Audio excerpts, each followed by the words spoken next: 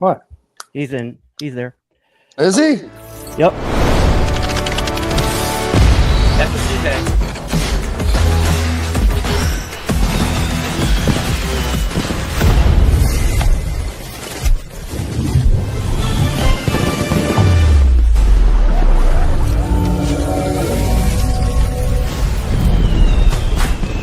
Welcome to the Talkin Trash Addiction Recovery Podcast. We suffered in silence. Now we recover out loud.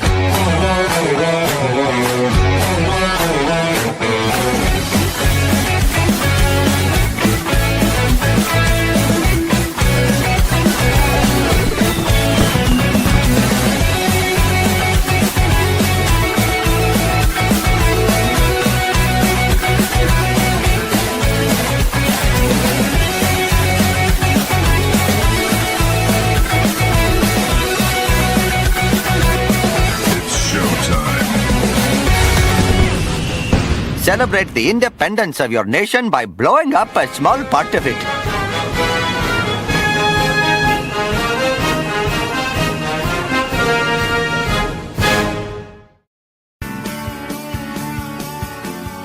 Good. Welcome to the Channel 4 6 o'clock news. Thank you, Brad. At 9, I'm your anchor. Hey, Haywood, did you get out of my way? Coming to you live from the Dick Shooter, Idaho Waffle House and Bait Shop. Today's top story, a man who fell from a 20-story rooftop bar was not a bouncer. Good evening, Talkin Trashers. Welcome to episode 220. We have a very special guest coming all the way from Nova Scotia, Nicholas Robinson. And Nicky now boy. a man who once fought a dinosaur and found out that's how you get Jurassic kicked. Timmy Snyder! I see you did that. I see what he did there. He's fun. Oh, welcome to our patriotic edition of Talkin Trash. Believe it or not, I am a patriot. I believe in my country and those who fought for it. And so we do our thing on Independence Day. Independence Day for me and many others represents independence from drugs and alcohol. If you're still doing your thing here on Independence Day, call Uber. Do not drink and drive. And Absolutely. we do a little Uber drive every day. a little preamble, and we'll get into it.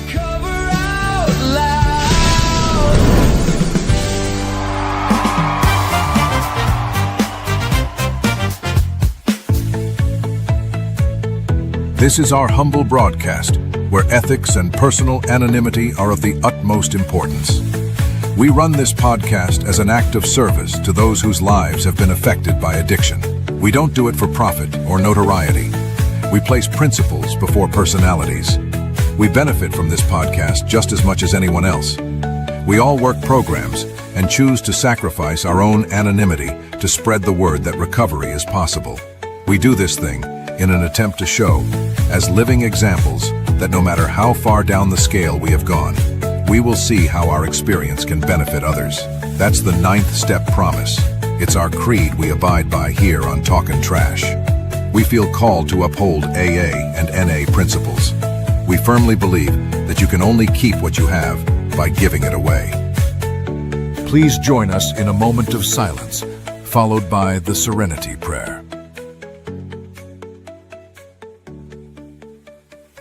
God, grant us the serenity to accept the things we cannot change, the courage to change the things we can, and the wisdom to know the difference.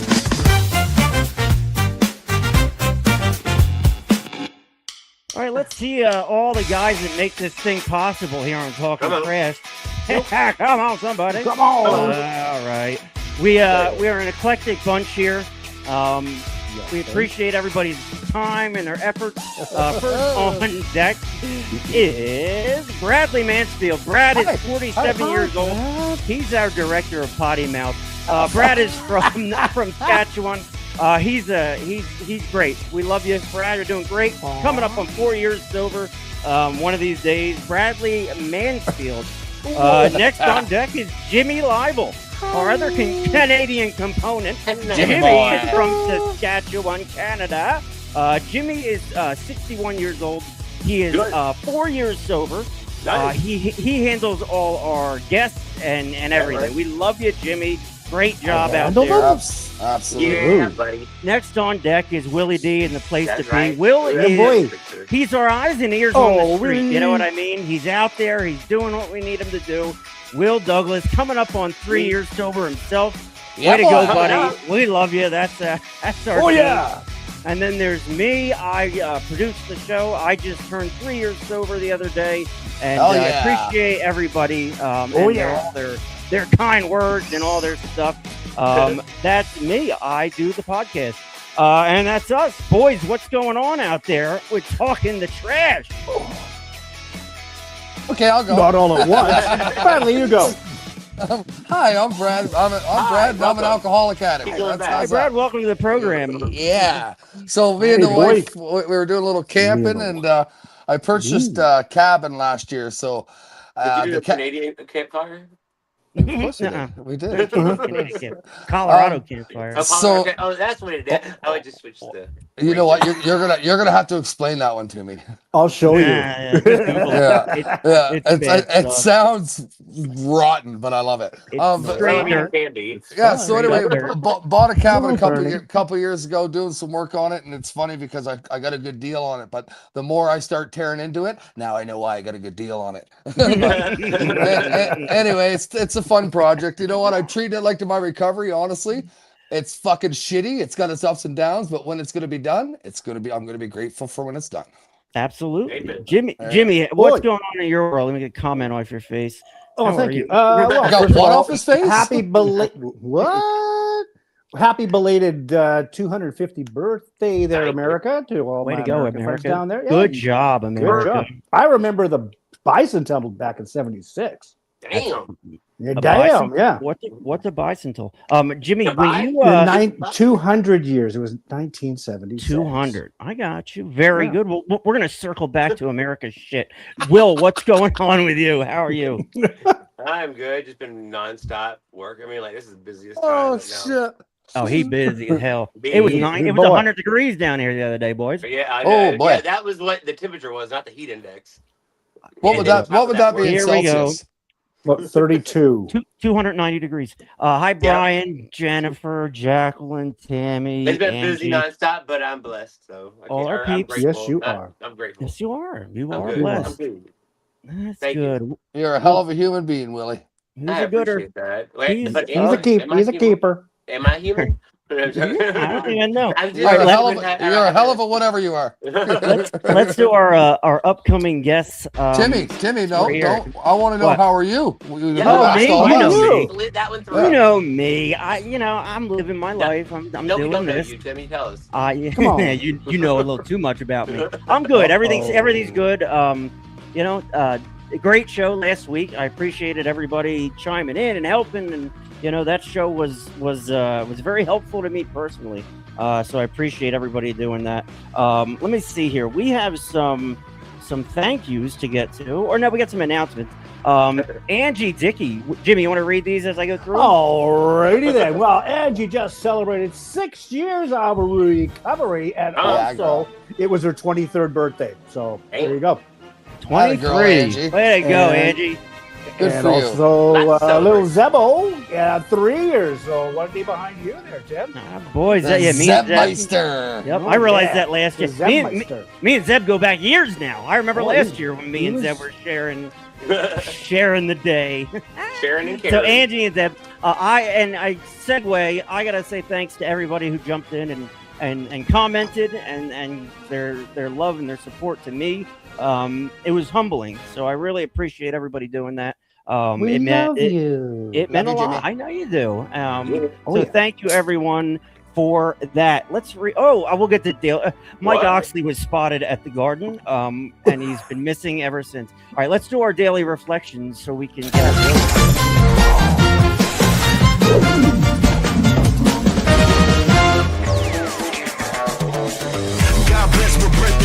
Daily Reflections is an AA-driven enterprise of some sort. It's not ours, but we like you long time. Let's read Daily Reflapjacks here on the Talkin' Trash Pod Flaps.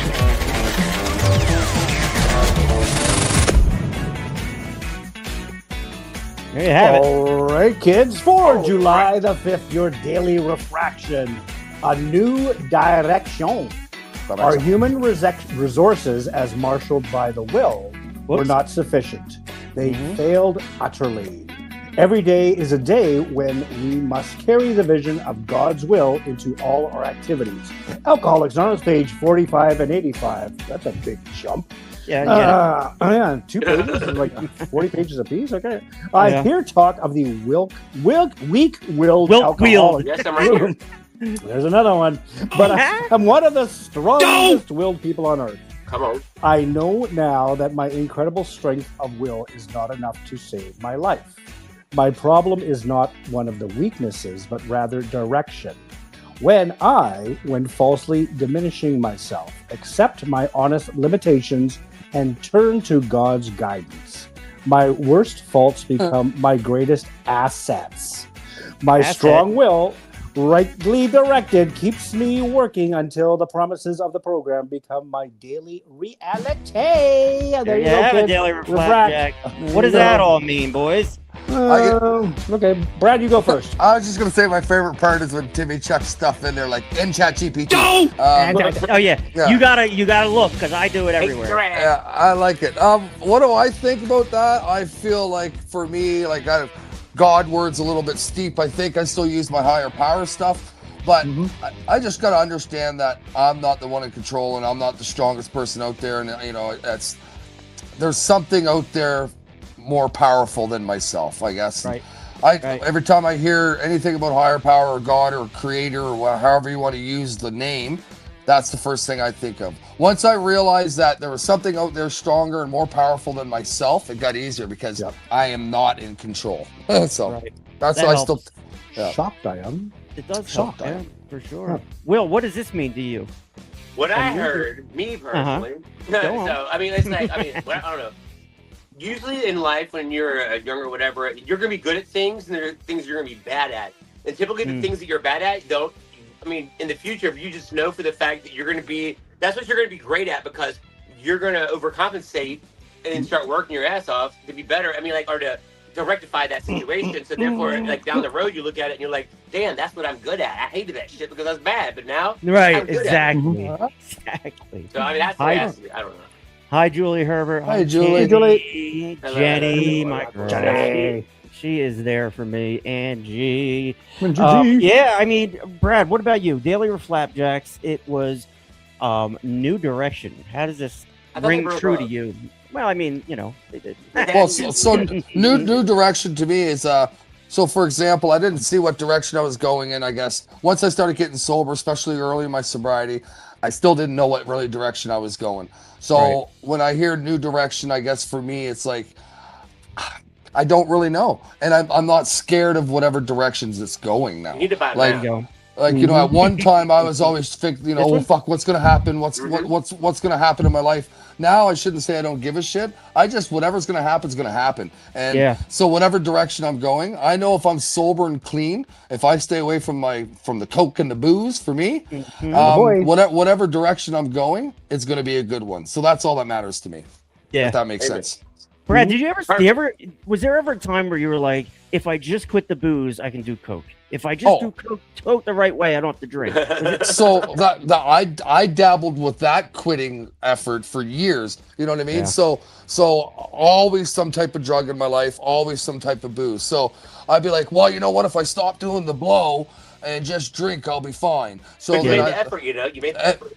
You rationalize you do. You rationalize it. Eventually in our head. Yeah, so the next thing you know, I'm doing pills or something like that. You know what I mean? So I was just making excuses to find something else. Once I realized that, I'm like, I have to quit everything. I have to quit everything. Right? I know. It's actually funny. And I apologize in advance because the last show I watched, I was like, wow. I said the F-bomb probably 13,000 times. So I apologize but fuck it. Well, that's a good number, 13,000. Angie had herself a night. She got chased by the cops because she crossed the line again. This time, though, it was the police line blocking off where they were lighting fireworks. So I took pic of me on the other side of the line. I have a fun fireworks story she just reminded me of. Me and my friend Jamie, I was like 21 years old, right before I met my wife, or who would be my wife. We pull up to a it's 10 o'clock at night, and he has morphine gel, and he the patches. No, I don't know what it was. It was 2001. Yeah. He soaked his weed in morphine, right? And then we smoked it. We're driving from one place to the other, and we're passing a minor league baseball stadium where the game's just getting out, and they're shooting off fireworks. And I'm in my dad's Mazda. I'm in my Mazda Miata with no roof, right? And it's 10 o'clock at night. We're parked at an intersection, and the cop's like, "You want to stay here?" And me and Jamie look at each other. We're like, "Yeah, we don't want to move." And we're sitting there watching fireworks go off right above. It was so dangerous. The cops let us right there, and fireworks are just winging past the car. And the cops like, "You can go now." And we're both like, "Huh? I don't know." So, it was a weird time back in the 90s. Yeah, right. No kidding. Yeah, it was fun. It was a good time. I love fireworks. I wonder how many fingers were lost this 4th of July season. I don't know. Depends how you lose them. So we had a couple of things we want to get to. Taylor Swift got married at the Garden. Did you guys see that? Are you kidding me? Oh, sure. Well, it's an arena in New York. It's a small. I don't know who that is. Oh, I don't know. It's there. It's the top of their wedding cake is what that is. Mike Oxenford, very excited. Yep, they got married at Madison Square Garden in New York City for whatever. I mean, I guess they needed 20,000 seats. But yep, Taylor Swift. I really could care less about her. Zero. Yep. I'd like to see that prenup. I know, right? Can you imagine?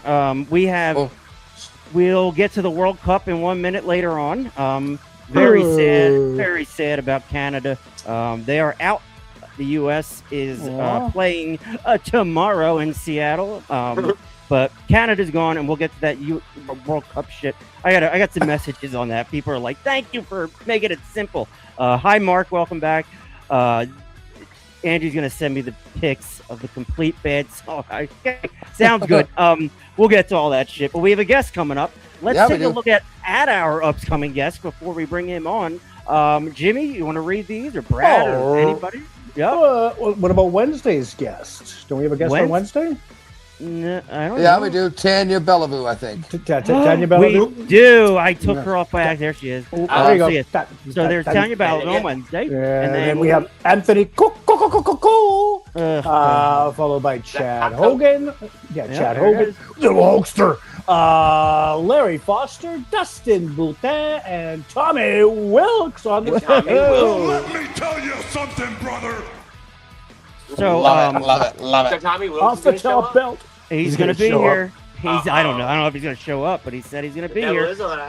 So Tommy Wilkes will be here, and Hulk Hogan will also appear. So that's fun. Our guest coming up. Tonight's guest is Nick Robinson. I see him backstage.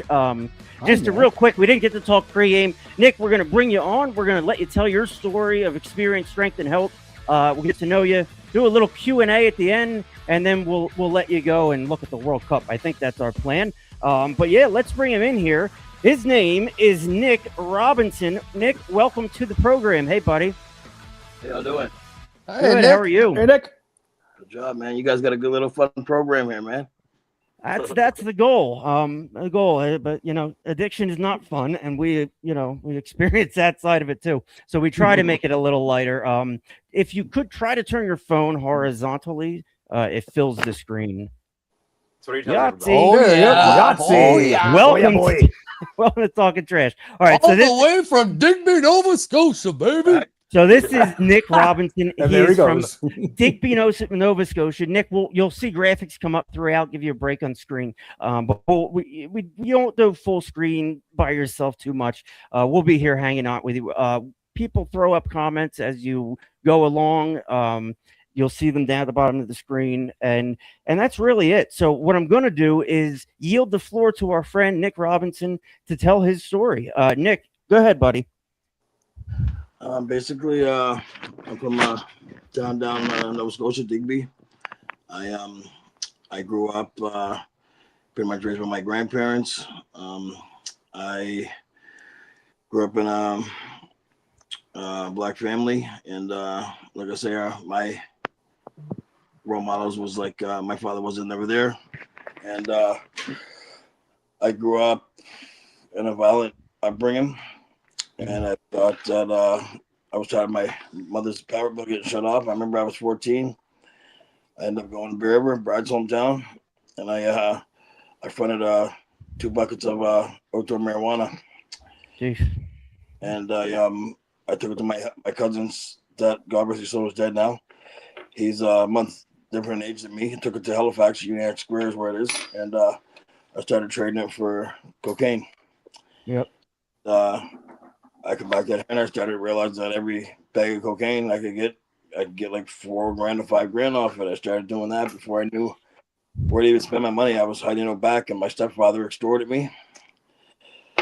I got into a bad side with him, and I started going with other just bigger stuff. I got into bigger circles because I had to get away from him, and I had a lot of reasons why I could blame it on the world, why I went the way I went. Yeah. I had childhood trauma growing up. You know, I was molested. I had all them scars, but I also had a loving family, and I had all the right reasons to do right as well, right? Unfortunately, I just spent 27 years in a drug-fueled drug culture, selling drugs and living off that way. But like I tell you, like Brad said, I'm not religious. I'm very spiritual. I believe something greater than myself. I believe in energy. You know, so what I get out of this world now is what I put into it. Right. I've been out of prison now. My last time for going on a little over 4 years, and then my last bit was 3 years. I was clean the whole time I was in. I got out. I was out for a year and a half. I used once. Had an ounce of crack actually that I had put away, and I I said to myself, you know, just let me get a week underneath my belt, and I'll reward myself, right? I'll reward myself. Or I'll get a treat, right? Yeah. Yeah. When that day come, it was my first month. I didn't do it. I got the 3 months. I didn't do it. I got the 6 months. I cut it in half. I went down from 20 grams, cut it into 10 grams. I gave 10 grams away. Nice. Come down, I got to a year, and I cut it down again to 7 bags into an 8 ball. After I was a year past the time when I said I was going to do it, and needless to say, before this, like I would go from where I was at in Digby with money from 3 guys around here. Like every month, I'd go to the city with $140,000 roughly, and buy coke for these. So like I go to that, I roughly made like $15,000 to $20,000. Plus, I would get like roughly like 150 200 grams of dope because I got it so much cheaper than anyone else around here. Yeah. So with that being said, my addiction was just right out of control, and when I got free this time here, and I got out. Like I said, I was out for a year and a half. I had a month around. I had a relapse back. 3 people died around my shacks in 10 days, and one of them was a girl like that I was very close with, kind of like I had a little relationship with. She died in my arms. The next guy was a guy that came back to my shack. He had just jumped up my window. It was 6 months before this. He broke his back. He come to the door. He had just got a settlement, like $400,000. I said, buddy, I'm not giving you no dope. They were taking Dilaudid and coke and mixing them together, calling them speed bumps. Yeah. Cool. I said, Pete, I'm not giving you nothing, buddy. Get going. You know, buddy just died here. Ocean just died, and come back now. So anyway, 2 hours later, they called me. He was in the Kingfisher Hotel across from the Sobeys here. First thing they put in his arm, he was dead.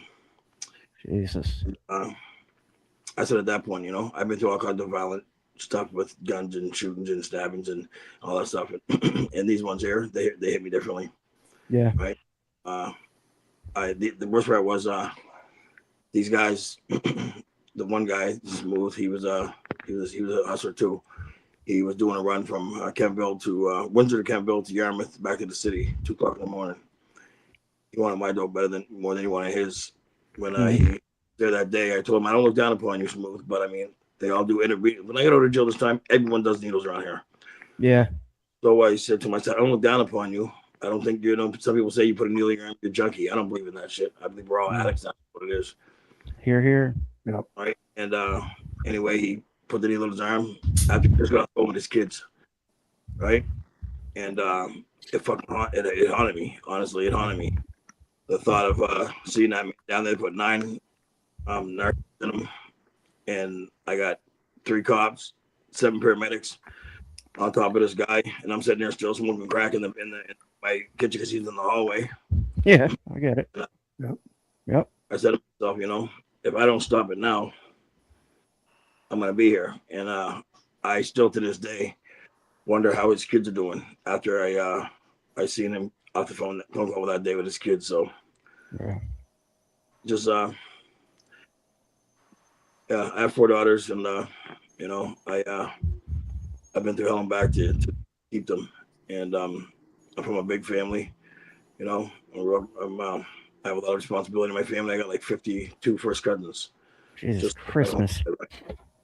So I love that you said, Nick, sorry to interrupt, but I like how you said that because it's fucking, I feel like everybody on this podcast can relate to that. Like, yeah. So, a little bit of my history too, right? So, I mean, definitely doing some running around. I remember selling fucking keys to blow, and I was selling them by the 100. And I remember sticking a spoon in there, but like, that's a gram. You know what I mean? Like, be 7. Close but looks about good. Yeah. But with that being said, though, Nick, like, as shitty as this is, or as good as this is, or however anybody here wants to take it, it's weird how that one thing or certain things happen in our life where it's like, fuck, okay, man, I got to figure my shit out. Like, you said about losing friends, like whatever. I remember losing friends like Dan. Well, I'll say it now, like Dan Camo. Remember when he passed away? Like, got like good buddies of mine. Like I've lost a lot of good friends along the way that as well. And it's crazy how when things happen like that, where no matter how dark of a road we're down or whatever we're fucking doing, where something happens where it's like, okay, pull yourself together, man. And I'm just speaking for myself because that's how it was for me, Nick. I can relate to that 1000%, buddy. So I just wanted to share that. No, good luck. Like right now, like I talked to you a little bit, Brad. So right now, there's Lobster Bastion in town. And I just got done talking to the mayor and the MLA today, and a guy in town, a really wealthy guy, Willem Mosier, is about I'm just trying to get a building. I'm gonna ask all the contractors around here to help me put together a 40 by 12 building. And I'm just gonna put bunks on. I just want to put bunks on the side of the wall like a fishing boat, just so I can host 30 beds to start a detox center in my hometown. You know what I mean? Awesome. I can't wait around for provincial or funding funding because it ain't gonna happen in time. And every fucking summer goes by, it's worse. People are dying. Methamphetamine going down this way now, and people around my community and around these fish communities, they're so used to being like pigs because they got the money, so they think they can just do large amounts of drugs. But meth is not the same as doing cocaine or cut cocaine. Right. So I just got done talking to them today. So hopefully my life gets spared another day, and I get farther in my plan with it. But good for you, man. I just went to this morning. Actually, Brad just passed away a few months ago. Well, oh, shit. Yeah, her man Ronnie is fell off right now. He was clean for over 28 years, and he couldn't deal with it. I tried to prevent it from the get go, but I can't prevent it myself. And I tried to give him some guidance, some a hand to hold on to, and he's in a bad spot. So this morning I went and I take his keys from him and tell his mother, Miss McAlpine, that this is where your son's at. So that's what type of shit that my life's in right now. Like honestly, before I would never do that. I would never expose someone, because right. That, I don't believe in telling no cops. I don't give a fuck how long I oh yeah, no doubt. And I don't. We got you. You're in good company. You do your time. You do your crime. Do your time. But right. I mean, right now, honestly, when it comes to saving someone's life, I'll put myself up there on the chopping block. Yeah. I have no shame doing that nowadays. How about that? It's That's interesting. awesome. What I hear is, and I hear it from everybody. Everybody has different stories. We come from different backgrounds, but like it's it's a progressive disease. I've never heard somebody successfully figuring out cocaine and boot. Like it just gets worse. No matter how much you sell, no matter how on top of the game you think you are, it is not. You're not gonna. There's no retirement plan there. The retirement plan is death, and fentanyl is fucking everywhere, killing everybody. Whether you do meth or coke or heroin or whatever, everybody's dying. And Mark, were you describing someone who took his own life intentionally? No. No. All right. Well, the suicide's on the rise too. Everybody is like they've had it with this shit. Mark, like you've seen the inside of jails. Who's Mark? Who's Mark? Nick, you're right. You've seen the inside of. I'll stop watching. I'm watching soccer and doing this. You've seen the inside of. Is Mark? What do you like, Jimmy? When you go into the prison systems, like can you identify with Nick here? Oh, definitely. Like Nick, I go into the female correctional center, the youth, and also the Regina Correctional, and I see guys who are getting released, and then I go back a month, and they're back in. Right, it's that revolving door. It's like they didn't have a plan, right? And they go back. They don't like that. They didn't change the situation that got them there in the first place, right? Hanging around with the same people, thinking, "Yeah, I got this." Yeah, bullshit. Fuck. As you all know, how powerful our addiction, whatever you're addicted to, how powerful that craving can be, and the tempting, and the triggers. Oh God, I can't help everybody. And I see the same guys, and I see some great success stories as well. Like what you're talking about, Nick, is amazing. Like I wish there was more people like yourselves out there that are providing that safe haven for people to recover in, because we can't wait around for the governments and and to start up a private one is so goddamn expensive. But so starting ground roof, that's the way we have to do something, because it's ground roots. I don't think there's ever a safe place. That's one thing I realized as an addict that chooses not to use. I don't think there's ever going to be a safe place for us. I believe that we have to be okay with being in the midst of the fire and having the tools to say no. And honestly, like I never thought that I could ever say that, right? But I mean, like I'm here in my homestead, and I've been completely away. Like I got when I tell you that I am sitting here working for $18 an hour when I used to run gear, I used to sell dope. And I'm doing less with more, but I'm fucking struggling, yo. I got 4 kids, and I'm struggling. But I tell you what, like 2 months ago, I could have went and sold 3 keys of cocaine. I probably would have made $15,000.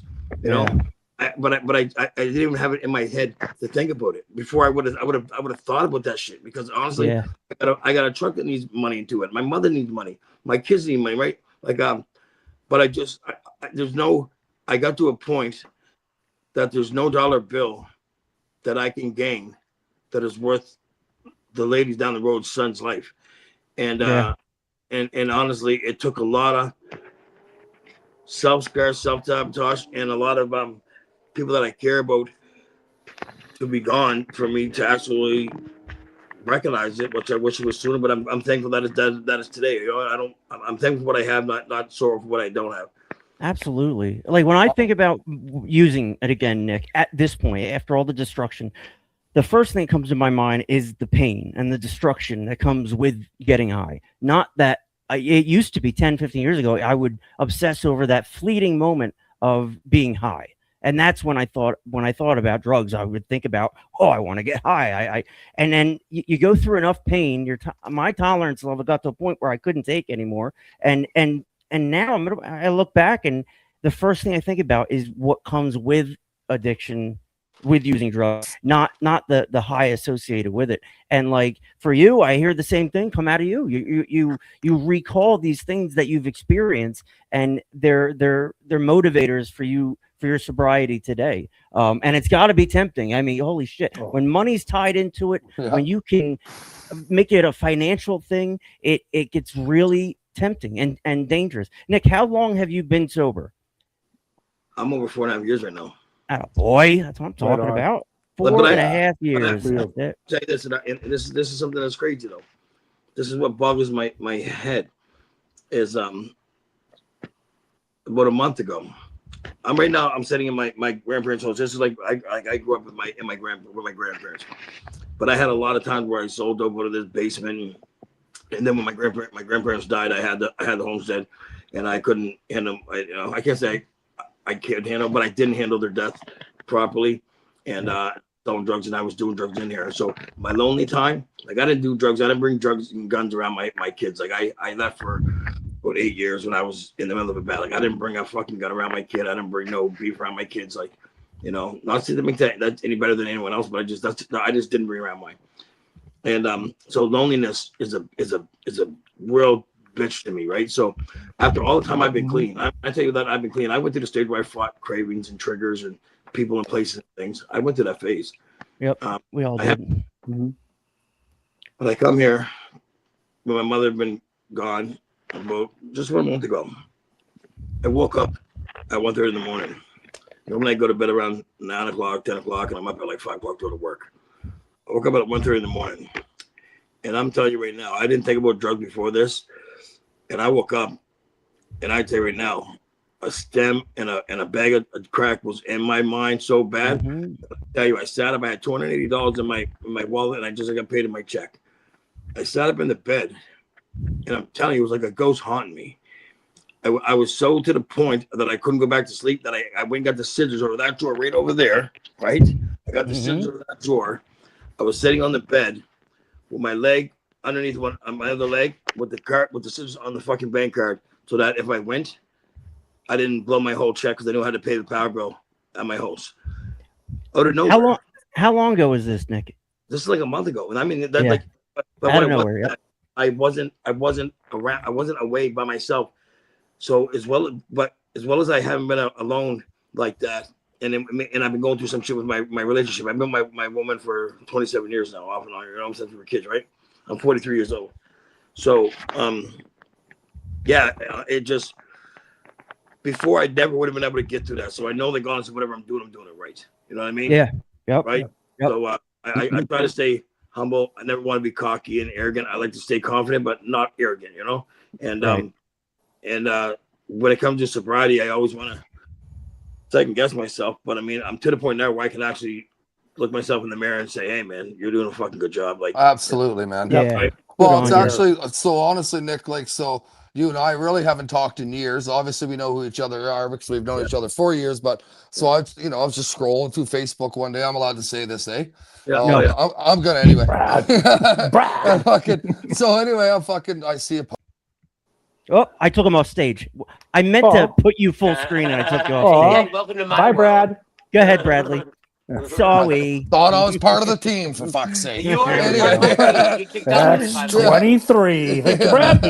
Anyway, well, there's 24, Jim. Oh, So anyway, a twofer. So I was on Facebook or whatever, and I just seen that Nick had a post on there, and right away, so it showed him and another guy or whatever, and they were going to a school. Correct me if I'm wrong, Nick. They were going to a school or something like that to talk about their recovery and what program he's doing, right? So right then I was like, that's fucking wicked, right? Because I knew who Nick was, and I knew you're a little bit of a shit show, and I was a little bit of a shit show. So once I, and I'm saying this as a friend, Nick, right? Honestly, right? I know, I get right. So I see that, I was like, awesome, man, like right on, cool. We're kind of doing the same type of journey here, man. I got to reach out. So that's when I reached out to Nick and then we just got talking back and forth. So there's another thing that what recovery does, right? So we all do our different programs or whatever. There's 1,000 ways to skin a cat. I just want a goddamn bald cat. Don't matter. Right. It doesn't matter how we get sober. It doesn't matter what we're doing, what recovery program you're doing. The beautiful thing I can say for me, especially in 2026, we're on a technology fucking phone. So we got 2 guys from Georgia, we got 1 guy from Nova Scotia, we got 2 guys from Regina, Canada, and all of us can sit here and talk recovery. We got people talking back and forth on here. So we have all the resources at our fingertips of any source we want to get sober, right? Yeah. So, Nick's lost his dog. Listen, he's lost his dog. Who let the dog go? Woof, woof, woof, woof, woof. Yeah, so once I seen that Nick was doing that, I see that on Facebook, I reached straight out to him. I'm like, dude, that's pretty cool, man, that you're going to spread the word to kids in school about going to jail or whatever, blah blah blah, whatever he was telling them, right? So I knew right then, I said he was doing something special, and I thought it was pretty cool to reach out to him. So yeah, good on you, Nick. Yeah, well, I mean, that is something special. So, like, he's kind of like us. He's an advocate for recovery. He's rough around the edges. He's a shit show. He fits right in with us. You know? Welcome to the shit show, buddy. We get it, though. We do get it. That's why I fucking love him. And you know, all I can say, Nick, if you're lonely, we created this platform for us, for guys like us, to feel connected twice a week, whether we feel like coming on or not. We always do. And we created this so guys don't feel lonely. We don't have to anymore. We have this, you know, and we try to include everybody who wants to be included in the show. And you know, we don't say no. We never said no to anybody. I got a question, yeah, go ahead. Nick, if it's okay, buddy. Like, so we all talk. We talk about so many different platforms of recovery here. Are you able or want to share what program you do and what's gotten you to where you are in your sobriety? Sure, of course. So I'm involved with 7-Step Society program. Basically it started in early 70s. It was based upon by lifers, and so I tried myself personally. I tried NA. I tried AA. With them, I'm not going to talk down upon them, but when I tried them, I was in a small unit. The other times I was on the run, I just found what we get high with. Right when I found this program, it was through guys like that. I was good buddies with Lifer. This guy Skippy Hamilton. He told me about it inside. Then when I was on the run, I was on the run for almost 3 years, and I got introduced to this program. Then it was I seen the way that it held the room. I seen the way that for one, it wasn't you can't just go to it. You have to be dominated in. There's judges. There's like the guys in my core group. There's one judge that's been on the Supreme Court bench for 28 years. But I mean, there's another one that's been on it for 24 years. There's a head parole officer for Nova Scotia. There's a couple high-end lawyers from Halifax, a couple prison guards. But what it is that you have to put your name in and you get nominated. So when they get your name, you go to a data bank. If you're a police informant or a sex offender, you get denied. Right. Because that's prison politics in a nutshell, right? Oh yeah. If there's an open one that, of course, anyone can go to. That's because everyone deserves a chance to get help somewhere. I'm just not sitting down at the table with certain people. I've been myself. I ain't going there, right? So that got me into this program. They're very honest. They're very experienced. They're I kind of got into it with a couple of the older guys because they are more along the lines of prison prevention. And when I got on there, sure, I was trying to do prison prevention, but I also found that I was forced to go to therapy and counseling since I was 7 years old through the courts and shit. I never got along with it. The last therapist and counselor in prison, I actually got with this woman, and I didn't do it on purpose. I went to a meeting at 1:30 in the afternoon. This lady, her name was Brenda. She sat behind the desk. I couldn't hardly see her. Started reading all my stuff when I was molested from 4 to 10. When my stepfather, she read my life in so many things that I didn't even remember at the time because I just blocked it the fuck out. And up to going, it was a little room in the end of the prison, and the rest of the prison was locked down. When I come to, she was hollering, Nick, and I had vibed my whole chair completely sideways, so I'm looking at the wall a foot away from my face, and I was staring at her when she started reading, right? And instantly I was like in trance. And when I come to, she had my it's called a prison pass, a little yellow paper. She had my name signed into it. She said, Nick, walk in the yard. The whole prison shut down. She said, walk in the yard. When the COs come to you, do not go back to your house. Give me 20 minutes to come back here. As soon as I got over her room, I just broke. I broke like so much trauma had come to my head. And I was like, instantly, I walked the yard. A couple of COs come to me, and people are hollering at the window, what are you doing outside, Robert? What are you doing outside, right? I was going to go back to my house. I was going to go. I didn't want to hear no more about what she was doing. I said, you know what, Nicholas? There's something. Go back there. I went back. Tried to wipe out my tears, and like And I mean, and I also two of my good buddies that were Crip gang from St. John's, was right outside the door. Like I couldn't control it. I couldn't hide this shit. No way, no how. And so long story short, that lady there, she broke me down and made me feel like therapists and counselors or and so they have purpose. Every shoe's on for every foot. They won't fit you. But I mean, my mind up so that I could go through therapeutic conversation, and now I'm able to do conversations like this as well through that woman. And I have better tools to help myself and other people. So I'm okay with therapy now, and I'm open to it. Before this, the scariest thing in my life was to deal with this shit without drugs and alcohol, right? When I was high, the scariest thing in the world was to get sober. Now that I'm sober, the scariest thing in the world is to get high. Yeah. Yeah.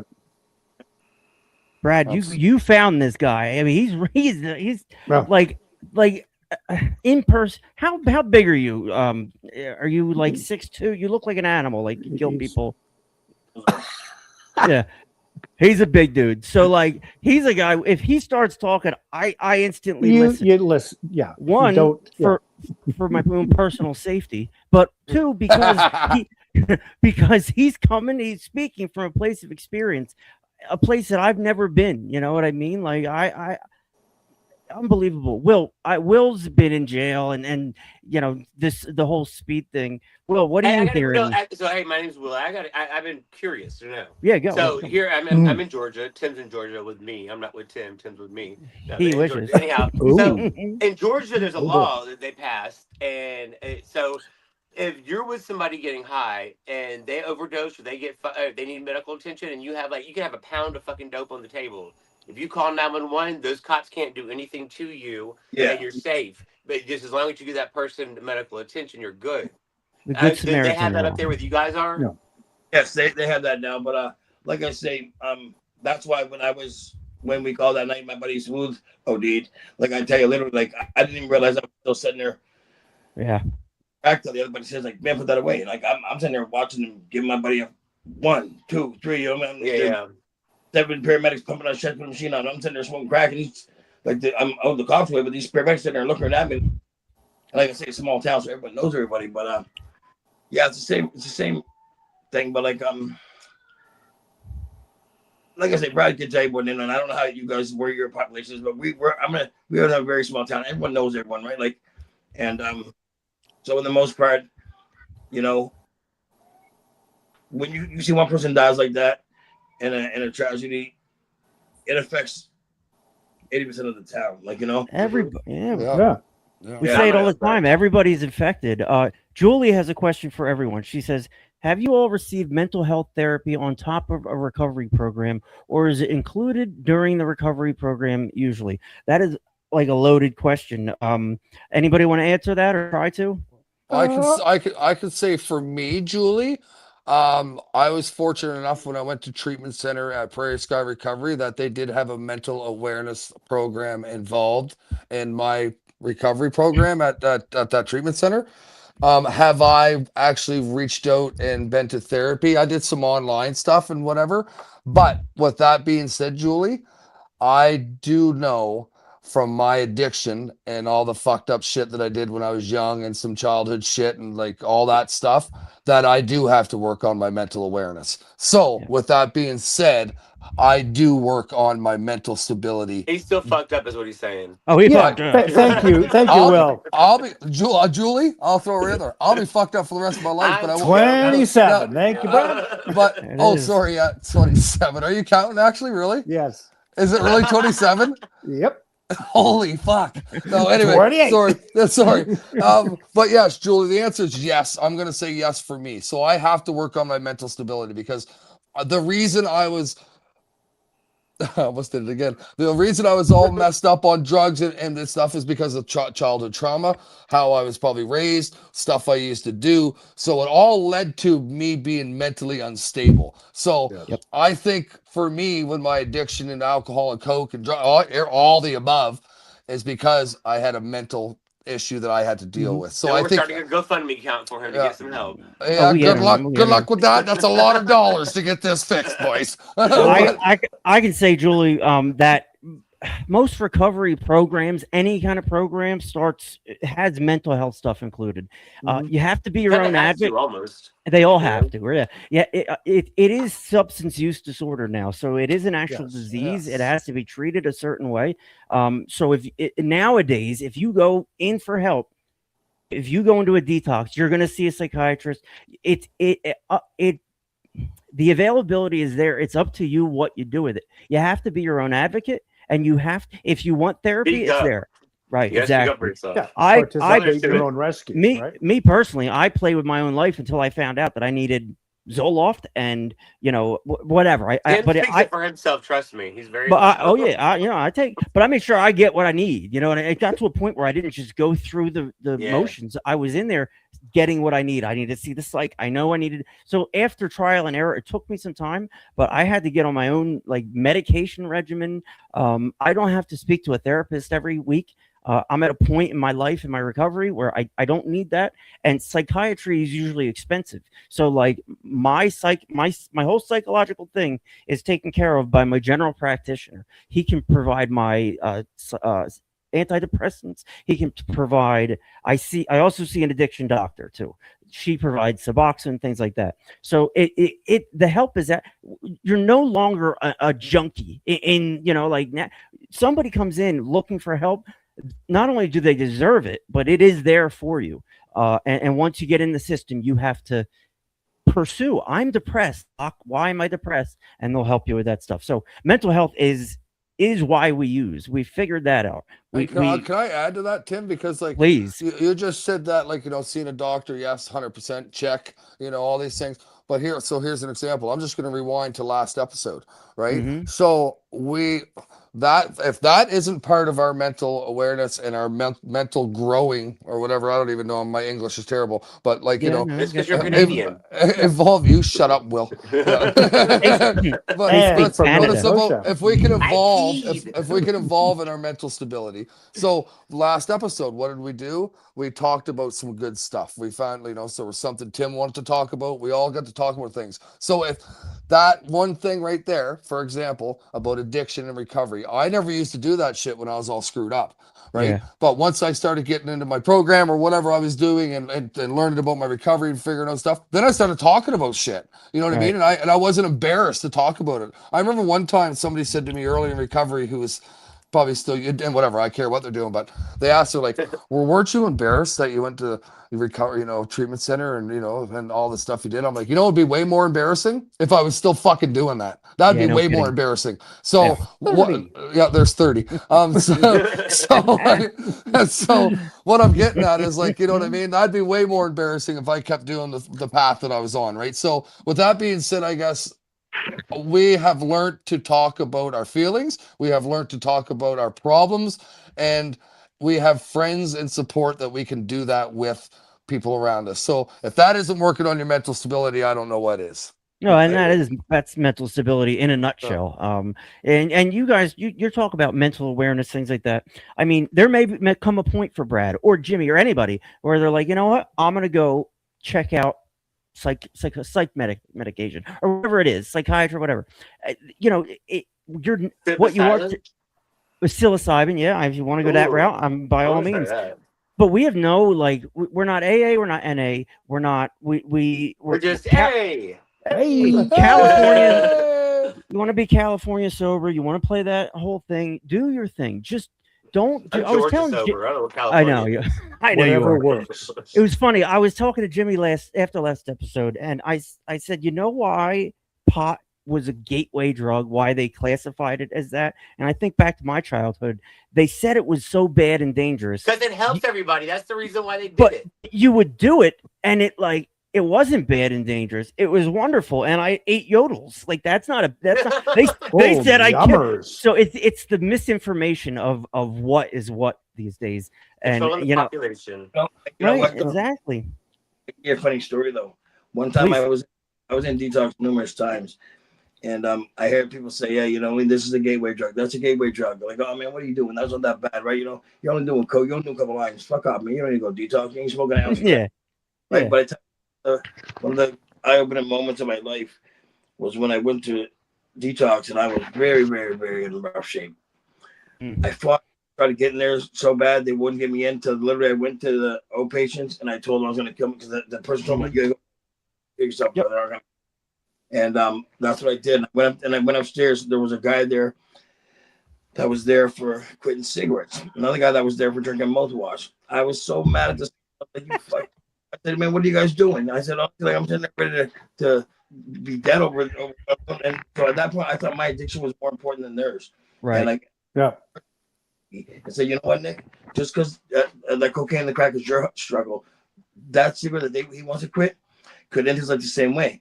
And I was like, you know, it humbled me because I thought, because to me it wasn't as severe as mine. And so basically, like, there is no set map for being a level. Yeah, right. There's addiction. It's all about perception.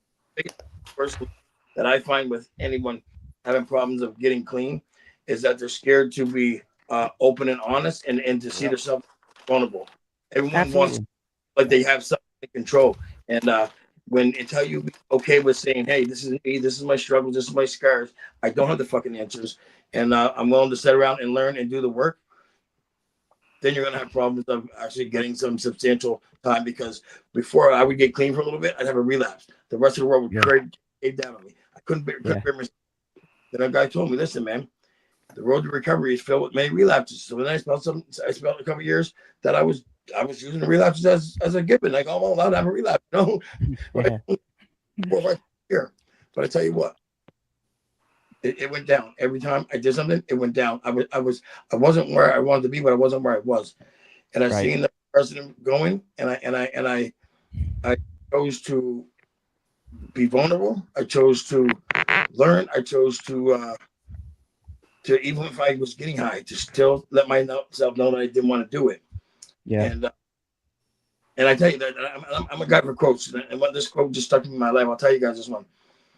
I was watching this book. It's called 14 minutes and 42 seconds, like that. It's about ends in the day, right? And this guy said, he's like talking about positive life and shit. He says, "You know what? You're born looking like your parents, but you're gonna die looking like your decisions. What are you gonna choose?" I love it. And I was like, "Damn." Right. So so it's great that you say that, because we can be good people and then say, I don't know, say we used last week and we overdosed and we died. Our legacy is now a drug overdose. We used drugs. That's why we died. I lost a friend last week who was doing great up until the very night before. And then he overdosed, you know, and it hits home for people who know, and he died, you know, and his kids are young. When they grow up, they'll know daddy died because he used drugs. Don't use drugs. Well, that's good, but like, that message could have been achieved with him there. He didn't have to die for that. And then I know him as a great person, and now he's not here, and people are going to remember him as an addict. So, like you said, because you experienced the same thing he did, but you exactly survived. right. Yep. So and I survived. So you're born looking like your parents. You die looking like your decisions. Yeah. That's good. That is good. So there it is on the screen. Oh, there it is on the screen. Get out of here. Did you know? So yeah, I get it. You know, like especially in it's scrolling. Especially like you know, we don't want to see our people be misrepresented or look like shit or whatever. You know, we care about addicts. We don't want to see people go through what we went through. And for you to be open, like detox for amphetamines and speed and cocaine, that sucks. There's really no comfort meds. There's no. I used to use GHB to get off meth. Right, that's great. Yeah, they're great drugs. You know, so let's use Rohypnol and kill myself to sleep because I'm on meth. So like things get crazy. It does work, I know. So like I remember going to being in detox just like you, Nick, looking at the guy next to me, freaking out, not getting anything. I'm well medicated. I'm nice and comfortable, sleep. He's going out of his mind because he was a crackhead or whatever. there is no protocol. It's just go to sleep for a week and then wake up and eat Give them some food food. full of peanut butter. Yeah, right. Oh, yeah. So like they should be getting, if you're, in my opinion, I'm not medical, but like give them some Valium or Ativan or something to chill them out regardless. So like I think the entire system of recovery is changing and it's becoming medical, which it needs to be. But Nick represents like the old school shit, going through it, being labeled, being in jail. Like he just like he wore it like a badge, and it, life sucks, but like Nick, buddy, you got something to offer. You know what I mean? Fucking right, like you do. Mm-hmm. And I'm so happy you're doing that instead of what you were doing, because there's people out there that do not know how to get out of that fucking cycle. So good on you, Nick. Nick, what would you have to? We have a bunch of rehabs that watch every show. Yeah, Angie, exactly. What would you have to say? We couldn't hear him. Who he was? Well, let's just segue this way. Nick, what would you have to say to some of the people sitting in those treatment centers right now, listening to us? What do you have to say to those people getting discharged in a few days? I would say, for one thing, don't be scared of it. Don't make your breakout be your downfall. And for two, honestly, if you're involved in a program that doesn't have a healthy release program for you, then tell them what you need, because that's the key to successfully rehabilitating this world. Like there's a program in Monk does it, and that's what they've changed right now. They had people there for a year.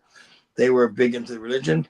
It worked for a lot of people. The people done amazing for a year. They got out in a week later. They had no healthy living outside the program.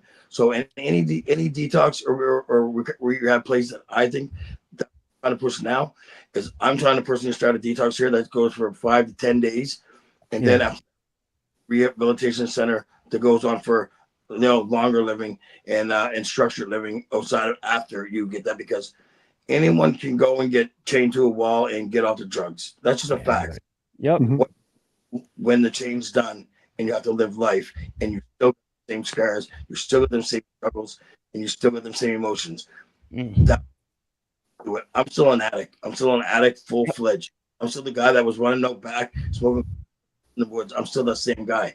The difference is tools to avoid them actions, right? There you go. Well there you said, go. man. All right, guys, let's say goodbye to Nick. Guys, does anybody have anything they'd like to add before we say goodbye to our new friend, other than thank you? Yes, thank you, Nick. I love it. And like I say, I go into like the youth centers and talking to these kids. Like I went in representing AA, and I've kind of just evolved it more into like you were talking about the 7-step thing. And just saying, okay, do you guys want to just take a one-way ticket from here to corrections? Because the only thing that's going to beat you there is the headlights on the goddamn van. Because you're not, because you got to have a plan. And and if you got to, first of all, admit you got a problem, okay?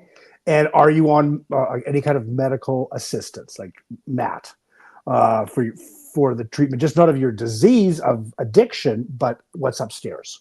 Yeah, and starting with a clean slate. Like once it's not a reboot of the system, you got to deal with what's there. And if it's damaged, okay, let's work around it. Factory reset. We would treat the symptom, never treat the problem. We would treat the addiction, not why we used. And that's the point of this show, to try to treat the problem and to continually say, I am an addict and I have a problem. And it's easy to put that away when you get clean. It's easy to pretend I'm not an addict. I'm normal. I'm good.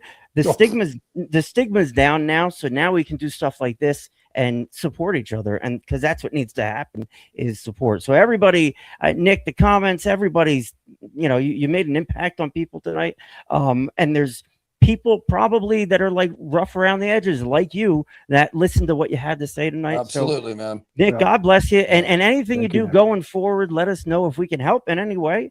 But thank you so much for coming on, Nick. What a great guest, Nick. Take care. And, Nick, I want to say something right quick too, because me and Nick been good buddies for a long time. Nick, I'm fucking 31. Nick, I'm super proud of you, man, for what you're doing. 32. Reaching out, going to schools, talking, you know what I mean, spreading the word, being open-minded, you know what I mean? You're teaching a lot of people that recovery can be fun and it can be worth it, right? And I like what you said, because I agree with you 100%. I'm still an addict. I'm still an alcoholic. I just got tools now to help me through it, right? Like, I definitely have those bad days. Nick, I'm super proud of you, man. I'm so glad that we reconnected. I'm like you said, that's that creator moment, right? When I just looked through Facebook and see what was going on, I'm like, tell me that's not a reason that to reach out, right? Like again, I don't do the God things. I'm not real religious, but somebody out there led that path for me and you to reconnect, buddy. So I'm thankful for that. Listen, absolutely. Honestly, like I say, bro, you was kind of like the OGs. A couple years older than me growing up. You was that tough guy that we all looked up to. That's what you. I'm good to see you doing your shit. I'm so thankful that you reached out to me. A pleasure meeting all you guys. I like to stay in contact with you guys, man. Honestly, you obviously got some more experience than I have with this stuff going on. I believe it could be the first time, not the last time, guys. So thank you very much for having me. Absolutely. Nick Robinson, everybody. Thanks, what buddy. a fucking, we need Absolute to support beauty. him. And just so everybody knows, if when we take it, we never take a donation. If we get a donation, it goes to that guest. So just so everybody knows, if some $50 shows up in my PayPal tonight, that's where it's going. Am I the guest tonight? Is that what you're saying? Yeah, you ain't getting shit. I pay you enough. Yeah, you get way too much will. What did you guys think of that, dude? Like, I could say for me, honestly, and I know, like, it's so rewarding in my recovery. Like I said, I've known Nick. I'm 47. He's 43. Like him and I known each other. I'm going to say since I've been 15, 16. So we've known each other, 30 years. We've known each other, Nick and I, right? So to see him, to see him prosper in his recovery.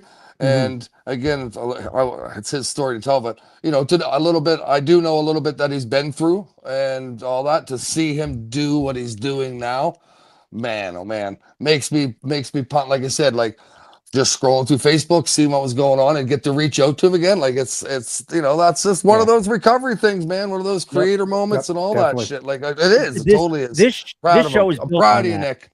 Me too. This show is built on that. What I did is I didn't kick him out. I just put him backstage so he can watch the end of the show. But he's there. But like I mean, it's guys like him and guys like Manny. These tough guys. These guys that'll beat the fucking shit out of you for looking at him wrong. Being emotional and vulnerable and that shit hits home with people, especially men our age. And Brad, he said you were the tough guy in the neighborhood. Yeah, I love that. Brad was rough and did you tumble. Did you have a pack of smokes in your your shirt?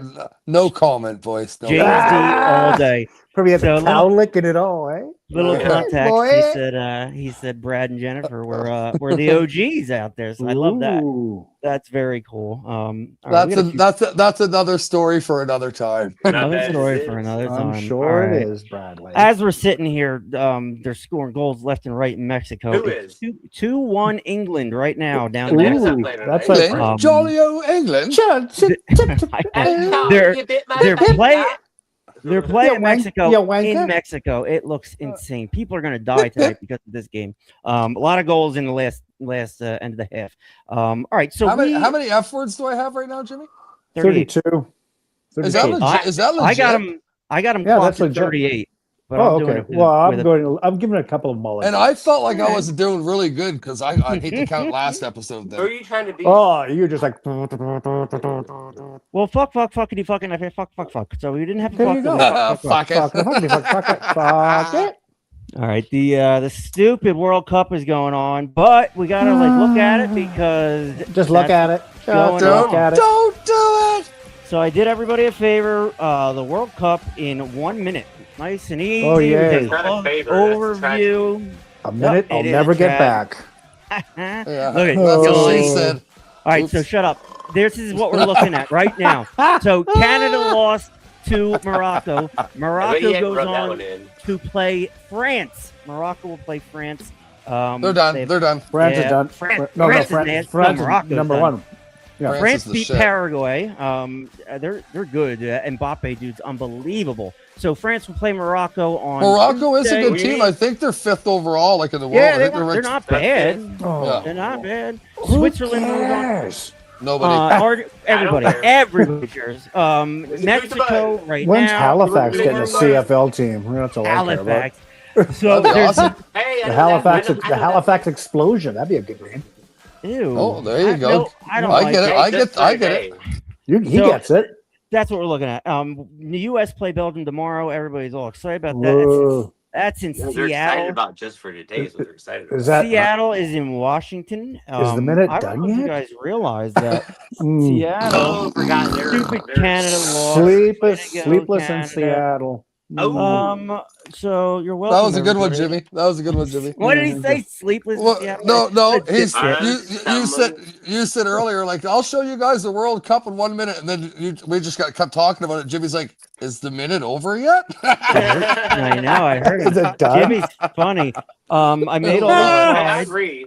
Earlier today, Kill me. Norway beat Brazil. That dude. Whoa. So this is If look he at this dies, he dies. This dude is he's a Viking. He is a strange looking human being. He's Eric. all eyebrows there or something going Oh, on. he's like very Pro hot. Magnum. Holy So crap. no I think shit. that He does have Me- opposable me- thumbs though. Did you just quote Rocky? Did someone just quote Rocky? Yes. If he Yeah. dies, he dies. If he I dies, heard he it. dies. He Yeah. dies. So there's a bunch of stuff going on. There's all these games they play, and then people move on. And there's soccer for you. Leading goal scorer Leo Messi. This dude from France, Messi. Mbappe, he's got 7 goals. This animal, and from Norway has 5. This gorgeous human Animal. being, Harry Kane's got 5, Jealous. and also made the Bembe. So there you have it. So it is America's 250th birthday. on. Jimmy, Happy birthday to you. could you read our U.S. Oh, facts? certainly. All right. The U.S. flag was designed by a preschool student. Here we go. With some 4,000 enthusiasm. over 4,000 languages are spoken in America in some states. There are more monkeys than peoples in one state. That would probably be Georgia. Boston Probably. cream pie was once illegal. Most of the world's ecstasy is made in America. The Here, biggest here. planet in the world is America. All right, here's all the real ones. You can read the Yeah. real ones now. There we go. I was going to say there's probably one real statement out of that whole thing. All right, so the flag was designed by a high school student, and his teacher gave it a B-, believe it or not. So let's look at the flag. What? real- So the flag, Really? not that flag. Did Sorry. did the kid have like wooden teeth? Oh no, sorry, that was no, that George was, Washington. Yeah, him too. So all right, After Betsy. he chopped Sorry, down the not tree. you. We're talking about this one in 1958. Robert Heft designed it. He got a B-. The teacher gave him an A when Congress adopted it. He then ran a successful Dairy Queen franchise in the greater Sandusky, Ohio area. Nice. Yeah, so there's the flag. If you didn't know that, it's been remade like 18 times, something like that. So Dairy Queen, the Stars and Bars Blizzard is now out at Dairy. All right, the Liberty Bell. The Liberty Bell. You know why they was down? It's because why? they ring at a certain level, Frequency? whatever you call it, you know, whatever, a healing property, like Decibel? energy, you know? Oh, That's why very they took good, them all Will. down, because when they ring, they're supposed to be at a certain vibration. Okay. So I don't know what Bon the- Jovi. So the Liberty Bell track, yeah. So it was a. It was, Sonne it ma was- cloche en français. Ring the my bell, descendants baby. of Bon John Bovi. It's funny, Tim, when you do some of these like quotes, trivia things. I love you with all my heart, but I find it really hard to. I find it really hard to believe after that plumber one a long Yep. time ago. It's all of it's nonsense. Anything I put on the screen has some kind I of don't double know, meaning. man. All right, Pizza, pizza. Lastly, the pizza capital of the world. Americans eat an average of 100 acres of pizza per day. That's like 350 slices. You Just fat don't order pigs. if you're in Washington, D.C.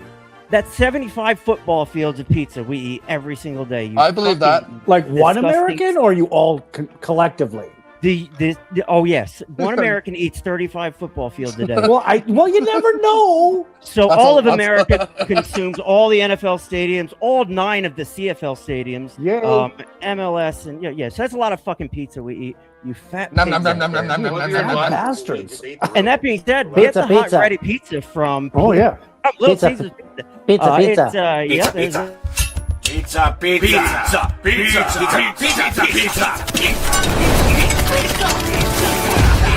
pizza, pizza, pizza, pizza, pizza. Try Little Caesars Pizza Deal. 2 large pizzas for just $4.99 each. Online only. Pizza, pizza. all the jokes I have for tonight. Do we get a promo cut for that or what? Yeah, Will. Brute. Will, fun fact. Go. When I was in Little League, the baseball team name was, I was in a small town, was Little Caesars. Every time we won a game, guess what? We got free pizza. Oh, I love that for you, and Will. I will bring in pictures of me in my jersey. You don't. I don't believe you. I mean, you know what I'm saying. would love. Yeah, that's me dancing. I do it every time. Wearing my tie. Show and that, tell. or you got to go to the bathroom. No, every time I hear, I'm not even lying. Every time I hear our theme song, I'm always. Ask him. Yes, he is. And I have it recorded. It's ridiculous. And the background, I'm always like, he has him trained. It's the only thing, it's just, I look, I'm like, there's Brad. Brad's in the background. That's Brad driving down the highway. Huh? What? There you have it. All right, so let's read our Just for Tuesday. Anybody have anything to... I feel like we're forgetting something. Probably not. In closing here on Talkin' Trash Podcast, we read an NA traditional reading called Just for Today.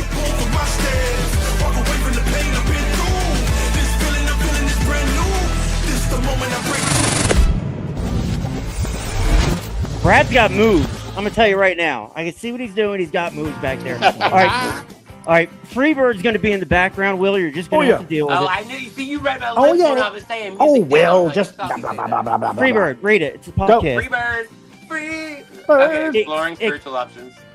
The nature of our belief will determine the manner of our prayers and meditations. Exploring spiritual options, basic text, page 44.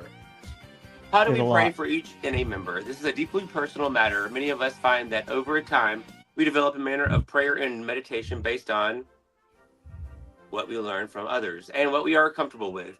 Some of us arrive in NA with a closed mind toward a power greater than ourselves. But when we sit down with our sponsors and discuss our difficulty, looking at the second step in depth, we are pleased to find that we can choose any concept of a higher power that appeals to us. Just as our definition of a power greater than ourselves differs from addict to addict, so does our manner of achieving a conscious contact. Some attend religious services, some chant, some sit quietly or talk with whatever is out there. Some find spiritual connection by communing with nature. The right way to pray and meditate is whatever way helps us improve our conscious contact with our own higher power. Asking others how they found their spiritual guidance is always a good place to begin. Yeah. Reading literature before we enter periods of meditation can also help us. Many have gone before us on this search. As we seek spiritual growth, we can greatly benefit from their experience. Just for today, I'll explore my options for improving my conscious contact with the God of my understanding, whatever they may be. There you have it. Look what he did there. Got him. Yeah. So, what's this? Just for today. Yep. What was it? Something? What was it about? Exploring spiritual options. Yeah. Good place to start is to ask somebody else. A lot of people go through the motions. Option C. Always option C.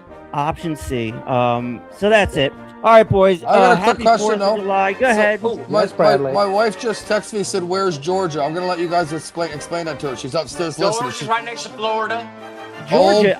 That's it is not landlocked. I didn't even know where I lived when I moved down here. I thought I was in a different place. I was born right there at the Georgia-Florida line. We're kind of Midwest. We're up above the R. Midwest, my ass, we're down southeast. The reason I say that is because we have family in Florida, so I got a funny feeling she's upstairs making a plan.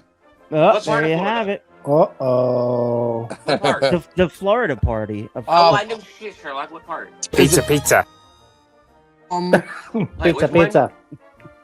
Where Tracy's from? I want to say Palm Bay. I want to say Sherry. Palm Bay. Sherry, text me, Sherry. Palm Bay. It's like Green Bay and Palm Beach. It's like warm and it's cold at the same time. It's Palm Springs. No, it's not Palm Springs. Palm Springs is. It's down by Juniper. I know that. Jupiter. Jupiter. Wow, he missed. You blew him off. I don't fucking know. I'm from Canada, man. Hey, sorry. All right, so the reading. Herzegovina. There it is. If you feel some type of way, 988 is a good way to intervene. And it's cops. Yep, there's my number. Call me. Narcan saves people's lives. Sometimes it takes 7, like Nick shared, or Mark, as I said. I told him Mark. That felt terrible. I was wondering, I was like, what the I know. What the hell is Mark? Don't piss that guy off. I know what it was, though. Mark Connor was doing a bunch of comments. Yeah, so that's what it was. reading that. Yeah, let's play Thank you, Brad. Yes. Thank you. Thank you, Brad. You're welcome. If you're getting your phone back, first off, my suggestion would be to get a new number and a new phone. But if Bingo not, bango. go in the App Store and get some apps to help you count your days and go to meetings and shit. Don't get Very Grindr important. or like Or, Tinder. I mean, you can do Grinder too. Who's Tanya Beliveau? Get your boy up. Bradley, do we know her? I don't. I think it's a friend of my sister's in Sackville. Yes, so it I is. know nothing about her actually, but she's I going to will be a get you some fantastic deets. guest. All right. All right, I'll be so in tonight jail. Yes. we learned that John Bon Jovi broke the Liberty Bell and that Betsy Ross was a preschool student. Okay, thank you everybody for your support out there. Everybody who commented. We'll see you on Wednesday with our friend Tanya Bellevue.